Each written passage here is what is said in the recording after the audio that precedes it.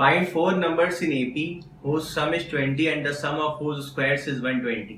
चार numbers given है जो AP में है और उनका सम है 20 and the sum of whose squares is 120 और उन चारों के स्क्वायर्स को जब आप ऐड करेंगे तो आंसर आएगा 120. इसके पहले जो क्वेश्चन था जिसको हमने सॉल्व किया था उसके अंदर 3 टर्म्स AP में गिवन था, इसके अंदर 4 टर्म्स AP में गिवन है. तो थोड़ा सा चेंज करना पड़ेगा आपको सोल्यूशन के तरीके में. जब 3 टर्म्स AP में था तो एक बार हम देखते हैं हमने कैसे सॉल्व किया था. 3 टर्म्स AP में है, चाहे 5 टर्म्स AP में हो चाहे 7 टर्म्स AP में हो, मतलब जो नंबर ऑफ टर्म्स है AP में वो ऑड नंबर हो, 3, 5, 7. तो अगर 3 टर्म्स AP में है तो हम बीच वाले टर्म को A एज्यूम करते हैं, इसके बाद वाले टर्म को हम A प्लस टी एज्यूम करते हैं और इसके पहले वाले टर्म को हम A माइनस टी एज्यूम करते हैं. ठीक है, मिडिल टर्म है A, डिफरेंस D से बढ़ेगा तो ये A प्लस टी और इसके पहले वाला टर्म D कम होगा तो A माइनस टी. और जब हम इन तीनों का सम करेंगे, अगर आपको बोला हुआ sum of 3 terms in AP is 21 जो पिछले वाले क्वेश्चन में हमारा केस था, तो देख रहे हैं जब इन तीनों को ऐड कर रहे हैं तो ये माइनस टी और पॉजिटिव टी कैंसिल हो जाएगा और 3a इक्वल्स टू 21, उससे आपको a का आंसर मिल जाता है 7. सीधा पहले इंफॉर्मेशन से आप a का आंसर निकाल सकते हैं. अगर हम इसी रूल को यहाँ पर फॉलो करते हैं, जब even number of terms AP में हो तो बीच वाले टर्म को अगर हम a मानते हैं, इसके बाद वाले को हम एज्यूम करते हैं a प्लस टी, इसके पहले वाले को हम एज्यूम करते हैं अगर a माइनस टी. अब आपको एक टर्म और लेना है, चाहे आप इसके पहले वाला टर्म ले चाहे इसके बाद वाला टर्म. तो अगर हम इसके बाद वाले टर्म को a प्लस 2t मान लेते हैं और इन चारों का सम, जैसे इस केस में, जैसे इस क्वेश्चन में गिवन है कि सम 20 है, तो चारों का सम अगर 20 हो और हम इन चारों को अगर ऐड करते हैं, देखिए तो ये नेगेटिव टी और पॉजिटिव टी तो कैंसिल हो जाएगा, लेकिन a plus a plus a plus a 4a plus 2d equals to 20 बचे. तो आप इससे चाहे तो 2 कॉमन लेकर के a plus 2a plus T equals to 20 फिर 2a plus T equals to 10 ऐसा एक इक्वेशन बना सकते हैं. लेकिन आपको देखिए इक्वेशन मिल रहा है, आंसर नहीं मिल रहा है. और इस वाले केस में आपने देखा था कि आपको पहले इन्फॉर्मेशन से ही a का आंसर मिल गया. तो फिर अगर इसी तरीके से बन सके, ऐसा हम कोई मेथड निकालें कि जैसे इसमें a का आंसर मिल गया, d कैंसिल हो गया था, वैसे इसमें भी कोई तरीका मिल जाए तो बहुत अच्छा हो जाएगा. तो फिर आपको अब जब नंबर ऑफ टर्म्स जो AP में गिवन है अगर वो इवन है तो क्या करना है, तो फिर आप देखिए आपको बीच वाले टर्म, आपको बीच में तो कोई टर्म मिलेगा नहीं यहाँ पर क्योंकि नंबर ऑफ टर्म्स इवन है. जब नंबर ऑफ टर्म्स ऑड होता है तो आपको बीच में एक नंबर मिल जाता है, लेकिन जब नंबर ऑफ टर्म्स इवन है जैसे यहाँ पर है, देखिए तो बीच में कोई टर्म आ नहीं रहा है, तो आप सेकेंड टर्म एज्यूम करेंगे. अब आप सेकेंड टर्म को मान लेंगे a माइनस टी. ठीक है, सेकेंड टर्म को आप a माइनस टी मानेंगे और आप थर्ड टर्म को a प्लस टी मानेंगे. तो जब second term a minus D हो गया और third term a plus T हो गया, तो आप देख सकते हैं कि दोनों टर्म्स में डिफरेंस कितने का हो रहा है, 2d का. ठीक है, a माइनस डी में जब आप 2d ऐड करते हैं तो a प्लस टी आता है, मतलब सेकेंड और थर्ड टर्म्स में डिफरेंस कितने का है, 2d का. तो ये 2d बढ़ के a प्लस टी बना है, तो a प्लस टी में जब आप 2d ऐड करेंगे तो ये आपको मिलेगा a प्लस 3d. और फर्स्ट टर्म ये 2d कम होगा सेकेंड टर्म से. सेकेंड टर्म अगर a माइनस टी है तो फिर फर्स्ट टर्म क्या होगा, a माइनस 3d. ठीक है, तो आपका first term a minus 3d है, second term a minus T है, third term a plus T है, fourth term a plus 3d है. और जब आप इन चारों को ऐड करेंगे तो आंसर कितना आएगा, 20. अब ध्यान दीजिए, आप कॉमन डिफरेंस जो इस केस में आपका d हो रहा था और इस केस में भी d हो रहा था, अब जो कॉमन डिफरेंस है वो कितना होगा, 2d. बस इतना सा चेंज करना. अब देखिए अब जब हम इन चारों को ऐड करते हैं, जब हम इन चारों को ऐड करेंगे तो ये माइनस 3d और पॉजिटिव 3d कैंसिल हो जाएगा, माइनस d और पॉजिटिव d कैंसिल हो जाएगा, 4a इक्वल्स टू 20 बचेगा, तो आपको a का आंसर मिल जाएगा 5. तो इस तरीके से सॉल्व करके आपको पहले इक्वेशन से ही a का आंसर मिल सकता है. ऐसे आप बनाएंगे तो भी आपको आंसर मिल जाएगा, एकदम सही है, लेकिन थोड़ा सा हार्ड हो जाएगा और ऐसे बनाना बहुत ज्यादा इजी होगा. ठीक है, तो आइए हम सॉल्व करते हैं इसको. पहले हम स्टार्टिंग में एजम्पशन लिखेंगे कि हमने जो फर्स्ट टर्म है उसको a माइनस 3d माना है, सेकेंड टर्म को a minus T, third term को a plus T, fourth term को a प्लस 3d. ठीक है, let the 4 terms in AP be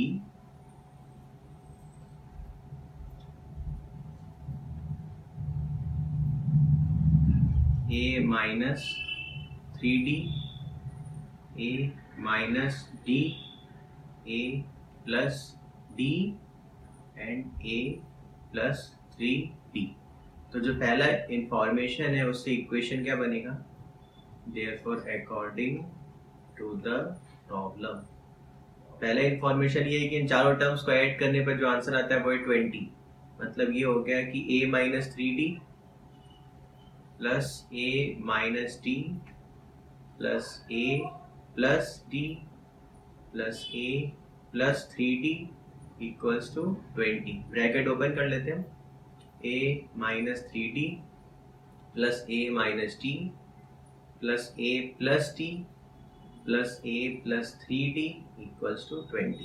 ये minus 3d positive 3d cancel हो गया, minus D positive d cancel हो गया, तो फिर आपको इक्वेशन मिल गया 4a इक्वल्स टू 20। 4a हो गया 20 के इक्वल, तो आपको फिर a का आंसर मिल गया है।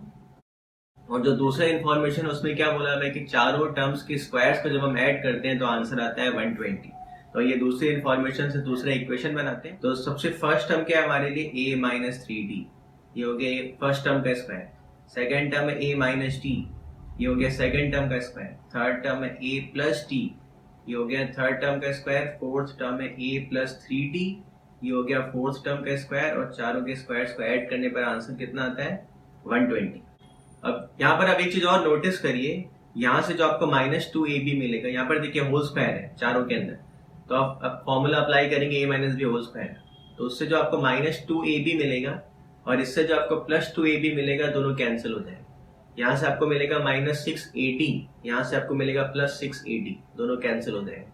वही आप देखिए यहाँ पर आपको -2ab मिलेगा, यहाँ से आपको +2ab मिलेगा, वो दोनों कैंसिल हो जाएगा। ठीक है, आइए a minus 3d whole square क्या होगा, a square plus b square minus 2ab।